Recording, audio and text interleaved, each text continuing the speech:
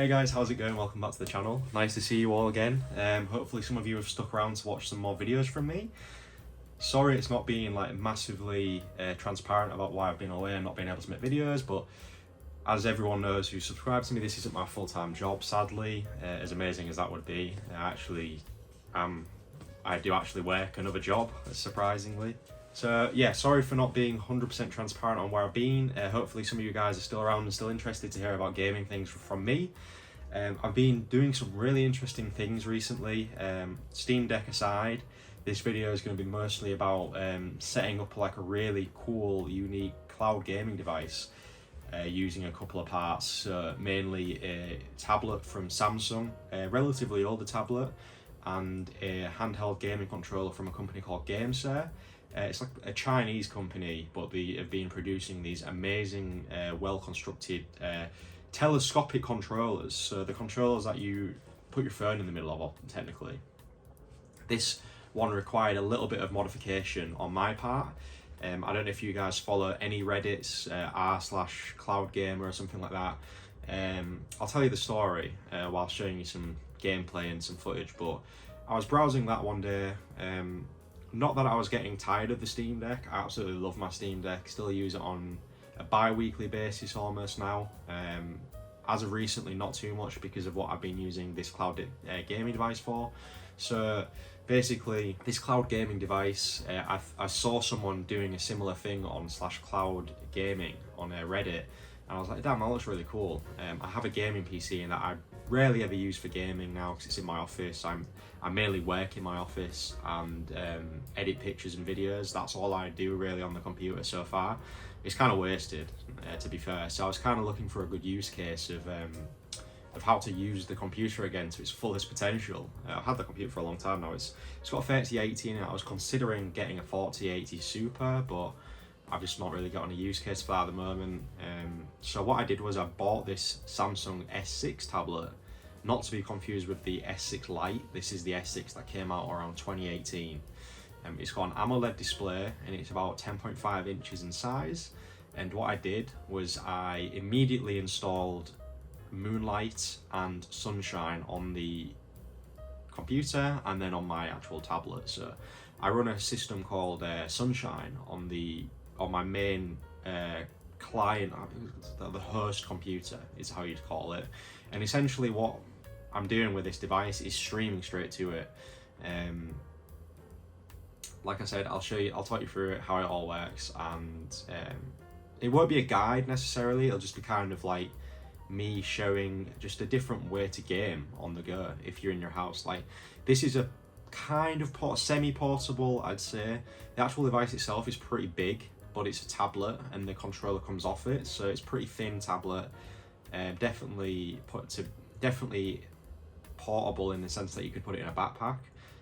Not as portable as a Steam Deck, but a Steam Deck is its own thing. This is a streaming device, so it's not kind of the same at all. This is just super cool because I don't find myself really gaming outside of the house, so I was wondering if I could potentially get a bigger screen and attach a controller to it, see how well that would actually work. And to my surprise, it's been decent. Couple of little hiccups with the streaming side of things, but I'm trying to troubleshoot and iron them out. Mainly an annoying micro stutter that happens every 2 seconds or 3 seconds on screen. I'll try and point that out to you when I show you gameplay. But as far as the actual tablet experience goes, the Samsung S6 is super clean. The colours pop with the vibrant setting enabled in the settings. Games just look awesome on it. I've been playing Hi-Fi Rush, Jedi Survivor I've just finished on it. It's essentially streaming from my PC, right? So game settings I can push up to the max because it's pulling it's actually running on a 2K screen essentially. So the screen resolution is like 2560 by 1600, so that enables me to do 16 by 10 in a lot of games, which is nice. Fills the whole screen up. And yeah, like I say, it's just a huge screen like right in front of your face, which is like making me super spoiled now. I go back to the Steam Deck, the screen's pretty small in comparison. Again, I'm not comparing the two because the Steam Deck is its own thing, standalone device, whereas this is just cloud streaming from my PC. But it's a cool alternative if you guys have a gaming PC in your house and just want to sit on the sofa and game Things that you need to do first is obviously install Sunshine, which is essentially like a server that's running on your computer, and like you link into it via Moonlight. You can, if you still have GeForce Experience installed, you can still do their great game streaming thing. The main thing that the game streaming thing was has kind of been taken over by Sunshine is because Sunshine is its own thing, separate from Nvidia, and game stream was kind of disabled on Nvidia's part. For some reason it still works on my PC, but I've had better experiences with Sunshine. Sorry if this makes absolutely no sense. It's a lot of jargon really, I guess, for cloud streaming, but essentially set up Sunshine so it's future proofed in case Nvidia do take game stream down like permanently across the board on everyone's computer. Sunshine is, like I say, it's its own thing, so you're safe knowing that once you have that set up it should be fine. And Moonlight is the actual streaming element, I guess. Hey guys, just wanted to hop in and just do an overview of the settings I'm using within the Moonlight app. So I've messed about with this so many times, I don't know if I've messed it up or if I could do something quicker or something's not right here or anything like that. So I think this is the optimal settings for me. I've messed about with it. A lot of it I've found is placebo for me, and I'll change a setting one time and then I'll be like, oh my god, it runs smoother, and I'll change it again and it runs the same. I'm like, yeah, maybe I'm just overthinking this. So this is the kind of settings I'm sticking with at the minute. So like I said, running between 42 and 50 megabytes per second, depending on my speed of internet. Like I say, the Wi-Fi chip in this tablet might not be the best ever, so I'm sticking around 40 to 50. I get the best performance for myself, whilst maintaining the quality of obviously the stream of the game. There's quite a lot of settings you can mess with here. Obviously frame rate 60, which matches the screen. Frame pacing, this is an important one for me. A lot of people say prefer smoothest video. I get choppiness with that. It doesn't work properly for me. So balanced is by far the smoothest for me. Not too much more apart from that. Another really cool one is because the controller doesn't have rumble support, I've emulated rumble support with vibration, and for some reason it works super well. So basically the tablet will vibrate in different ways, and then it'll transfer the vibration through the controller, and it feels really good. So that covers me as far as vibration goes, because I do like some kind of feedback in games.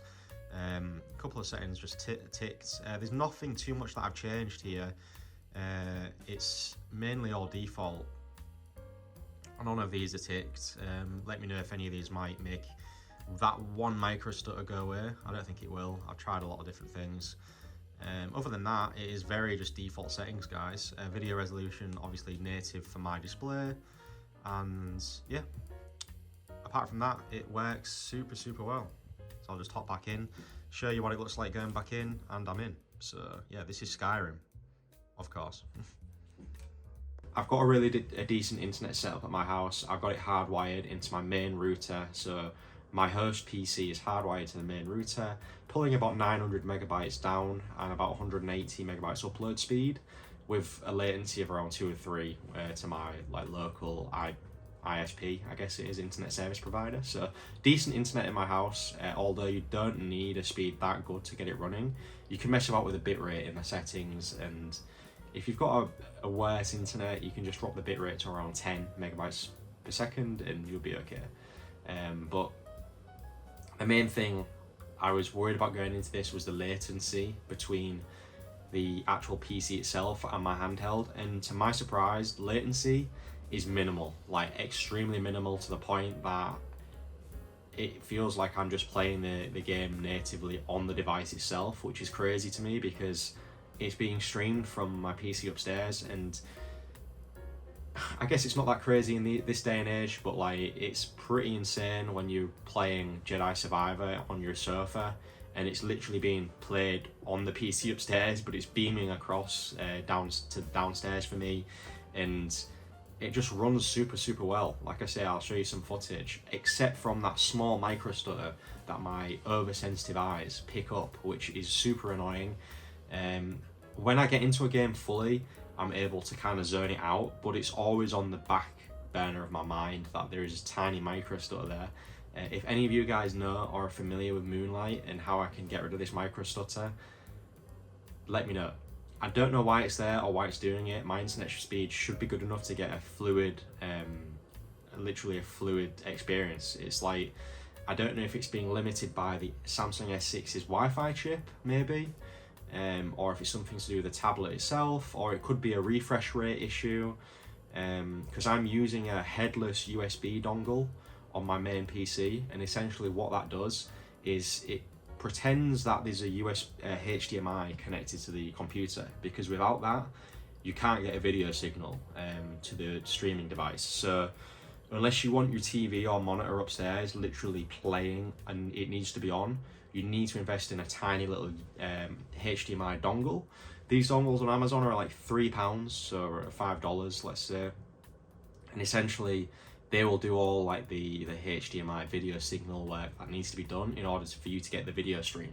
So it literally is plug in and play with them, and as soon as you get everything set up, you can just plug it in, and it's as simple as that. Like, you can just open the app up on your device and press play, and it will literally mirror your PC. It's really, really cool. And like I said, my main purpose for doing this is to utilize my PC more. It's not being used for gaming much at all. I don't really sit in my office to game.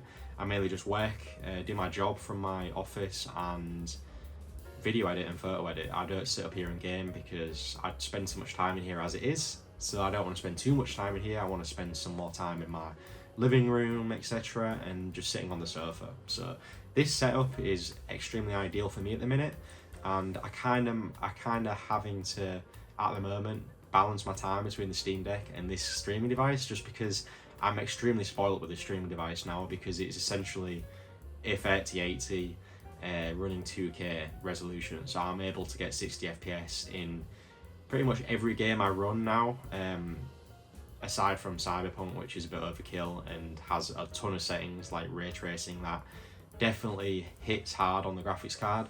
Other than that, games I've been playing and absolutely loving on the device, Batman Arkham Knight, which didn't run extremely well on the Steam Deck. I've been able to play that on the device, and it looks so crisp. Colours pop. I suppose a caveat to game streaming and cloud streaming is, depending on the megabyte resolution that you're using, is how crisp the stream will look. So I'm trying to run around 50 megabytes per second. If I push it any higher than that, then it starts to get a bit choppy. For some reason, I don't know if it's the Wi-Fi chip in the tablet. It struggles a bit at higher megabytes per second. So I try and keep it around 50, and it seems to give me the best experience. So with that in mind, everything does look really crisp. If I look into the distance in some games, I can see a tiny bit of artifacting, but not to the point which would annoy me or disrupt from the gameplay. I suppose in bigger open world games where it's got a lot more data to kind of send through the signal, I kind of see a little bit of artifacting every now and again. Skyrim, for example, when I go into the open world, I kind of see a tiny bit of artifacting. Jedi Survivor, everything indoors looks super, super clean. When I start to explore the world a bit, not only does that game have shitty performance anyway, but I noticed a little bit of artifacting. But like I say, that comes with the territory and cloud streaming. You expect a bit of artifacting. Because it's being streamed. It's literally a video signal coming through to your device. It's not native, which is obviously a caveat to the whole thing. So as you can see on the screen here, I'm just kind of showing you the setup I've got set up to fully optimize the laziness factor of cloud streaming. I bought myself a Switch bot on Amazon during the sale, which was completely silly of me to do, really. It's not hard to turn your PC on, but I kind of wanted to be able to switch it on from anywhere in the house. Yeah, I'm lazy as fuck, to be honest. So what SwitchBot does is essentially a remote switch, and with the app set up, I can literally just press turn on, it'll turn the PC on, and then I can jump onto it via the cloud streaming app Moonlight on my tablet, and then yeah, it works from anywhere in the house. So I haven't actually tried streaming from another Wi-Fi location, but generally, if you're hardwired into your home's Wi-Fi via your client computer and you access it from a good enough connection, low latency, low ping from another place, you should be able to just hop in to Moonlight on your device. Caveat here, not tried it, so it might require you to be on the same network. Let me know in the comments if that's the case. But as far as just home game streaming, like from the sofa and everything, it has been super, super awesome. Playing Hi-Fi Rush at the minute, playing Jedi Survivor, playing Skyrim, playing Sifu. There's a lot of games that I'm kind of hopping in and out of. Yakuza Like a Dragon works really well. I kind of wanted to get into cloud streaming a little bit more this year because I bought the PlayStation Portal and had such a shit experience with it. Basically, it was choppy. I was trying to play Tony Hawk on it and I couldn't even land a trick because it would just do this micro stutter thing every 4 seconds and it was just awful. A lot of people have had mixed kind of experiences with PlayStation Portal. I like to think that I'm kind of sensitive in stuttering and everything, and some people don't see stutters, which is amazing. Like I wish I couldn't see stutters because it does disrupt a lot of things for me. But yeah, I'm a bit prone to seeing that kind of stuff. So playing the Portal, I think there's a refresh rate issue there. I literally couldn't focus a lot of the time. The stutters would bring me out of the experience and it was just not an enjoyable one for me. So using Moonlight definitely alleviated this fact. Like I say, I get a tiny micro stutter. Sometimes I see it, sometimes I don't even see it. If I'm in the middle of an action game, don't even see it, you know what I mean? So it's like, it's always on the back of my mind, but is it a massive issue for me? No. Is it better than the Portal? A million times cleaner than the Portal. As soon as Sony push out an update to fix that, the Portal will be a great streaming option, but Sony and updates, I can't see that happening. I don't know, it's just, yeah. Sharky for Deck, by the way, perfect game streaming device for PlayStation from a Steam Deck perspective. For some weird reason, this is kind of off topic, but Sharky for my Samsung tablet, I get stutters. It's really strange. I don't know, like I said again, if that's the Wi-Fi chip in the S6 isn't as good as the Steam Deck's chip. I know the Steam Deck has a Wi-Fi 6 chip, whereas the Samsung S6 only has a Wi-Fi 5 chip. So I don't know if that might be an issue, but Moonlight seems to work really well for me on the Samsung tablet. So it's weird that Sharky doesn't, you know what I mean? So it's weird. But as far as Moonlight goes, been super clean. As you can see from the gameplay here, I'm just spoiled on it. It's overkill. The screen is huge and the controls feel super, super clean. It feels like you've cut essentially an Xbox remote in half and you're using both halves. In the middle you've just got a massive tablet, which is, like I say, overkill for sure, but super comfortable and lightweight as well. Slight modification needed on the controller. Following a couple of YouTube tutorials, essentially you have to remove the heated, you have to heat the pad in the middle of the controller, peel it back and unscrew it. And what you're trying to do here is remove the 2 plastic prongs from the back, which is holding it together. And that enables you to stretch it out way bigger than it was intended to be stretched out. It's got like 5 springs, super, super durable. You're not going to snap it. It is not going to be stretched to the point where it breaks anything. Depending on the size of the tablet, this is a 10.5 inch. I've not tried anything bigger, but from what I've seen online, people have put 12.9 inch tablets in there and it's been fine. But you are stretching it beyond its tested limits, so keep that in mind. But I've had no issues. Goes into the USB-C port, so there's no latency problems there. Needed to be, you don't need to Bluetooth the controller or anything like that, so anything like that is all set up and fine. Other than that, guys, it literally is a controller slapped into a tablet, so it works great. I've had no issues with it. The dead zone was great off the bat, no issues with me. Certain games on Steam require different dead zone options. Metal Gear Solid 2, I've noticed the dead zone isn't amazing, but then I jump into a game like Batman Arkham Knight and the dead zone isn't an issue whatsoever. Like, it's got a tiny dead zone. But then I jump into a game like Persona 5 Royale and there's a slight dead zone there. Not that it really matters in Persona 5, but I'm just saying, weirdly, some games have different dead zones to other games, so just keep that in mind. If you're getting a bit frustrated with the dead zone, it might be a Steam thing that you have to set up. Other than that, guys, it's been a super, super fun little gaming device for me to mess about with recently. Yeah, so if that intrigues you at all, then yeah, let me know what you think in the comments. And If you want to know anything more about the tablet, I'll be sure to get back to you. And as far as videos on the channel goes, I can't promise one every week, but I definitely want to get back into YouTube again. And I say this every time. I just love making YouTube videos, so I need to make more time to do it, which is understandable. But yeah, other than that, guys, hope you enjoyed. And if you have any comments, leave them in the comments below, and I'll get back to you soon. But yeah, I appreciate you watching. I appreciate you sticking around if you've come back from watching my older videos. And yeah, see you soon, hopefully. Thanks for watching. Hey guys, just a quick one. I've just finished filming some footage, and I kind of just wanted to summarize what I'm actually doing here. So essentially what I'm doing is just showing off a device for cloud streaming that I've been using around the house. Similar to the Steam Deck, but obviously it's a cloud streaming device essentially, not a handheld thing. So I'm not making a comparison between this and the Steam Deck at all. This is its own thing, and I just kind of want to showcase what I've been playing recently almost. So take this as like a cloud streaming video / what I've been doing recently, if any of you guys are interested. And yeah, just wanted to kind of show off kind of what I've been and what I thought was a good idea to do, and it turned out to be a really sick, unique device. And at the end of the day, I'm playing more games. That's the main thing, is I'm just being able to play more games, which is awesome because I'm not limited by the capabilities of the Steam Deck as far as playing AAA stuff. Although on the Steam Deck I do predominantly play indies and handheld things, so it's really awesome for me to just sit on the sofa and play some AAA titles like Jedi Survivor. Like I said, I finished it solely on this device and it was a good experience. So yeah, let me know if you notice any micro stuttering in the gameplay footage at all.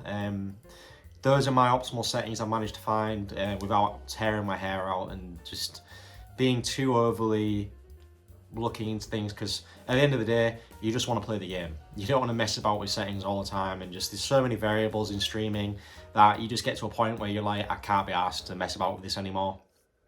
And I think I'm at that point now, so I'm happy with it. It runs really well.